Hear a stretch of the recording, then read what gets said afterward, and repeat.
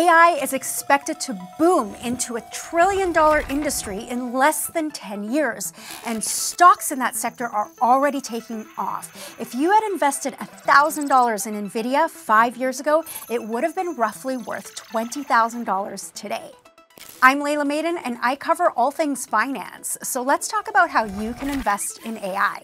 AI is disruptive technology. This means it's an innovation that comes to market and changes everything, the way we live, work, and do business. Some past examples include electricity, the internet, and smartphones.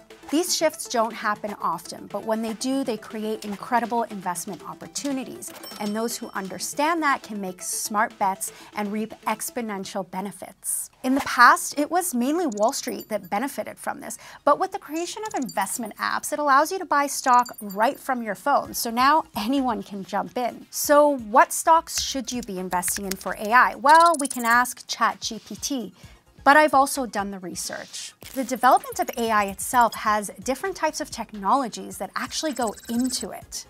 This creates a lot of subsectors of AI that we can invest in. One of which is quantum computing, which solves complex problems faster than a regular computer. Names under this sector include Wipro, MediaTek, Nokia, and Mitsubishi.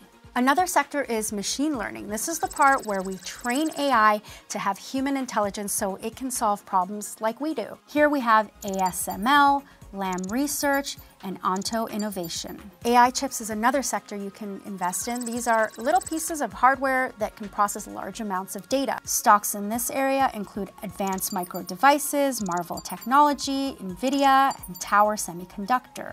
Then there's the sector that makes GPUs. This is the kind of hardware that creates the graphics, the videos, and the effects. In this area, we've got names like Applied Materials, Qualcomm, and Microsoft. The next sector is big data and cloud computing. This is where data is stored, processed, analyzed, and accessed over the internet. Here we have names like MicroStrategy, Juniper Networks, and Micron Technology. And then there are the really big players in AI. For example, take Microsoft that invested $10 billion in OpenAI, which is the company that built ChatGPT. And then Google's developing a bunch of its own versions of AI to plug into various products that it offers. You should also be paying attention to a few of the under-the-radar stocks, like Adobe, which is one of the companies that's integrating AI's capability into its programs so that you can create images from just a text prompt.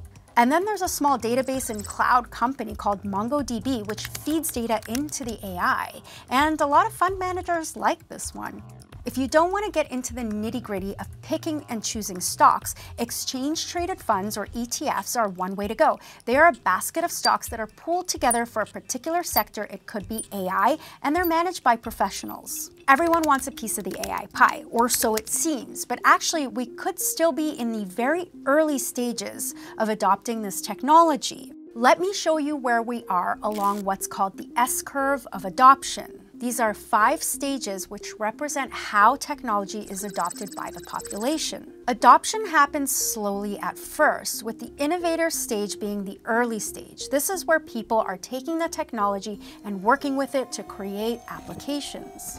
And then there are the early adopters. These are people that catch on to this technology and they're curious, so they start experimenting with it. Chances are, if you're watching this video, you could be an early adopter. The 3 stages that come after that are the early majority, the late majority, and the laggards. These are people that didn't want to adopt the technology, but they had no choice. While there's a lot of discrepancy for where we might be along the curve for AI, a lot of experts believe we're still in the innovator stage, very early on. This means there's still a lot of time to invest in AI. But it's an innovative technology, which makes it highly speculative, and that could make it really risky. So ideally, it should be a small percentage of your portfolio. Let's go back to the dot-com boom. A lot of excited investors threw a lot of cash at companies that pegged themselves to .com, kind of like the AI hype now. But many of these companies failed. They went bankrupt, they got beat out by competitors, and we ended up with the dot-com bubble.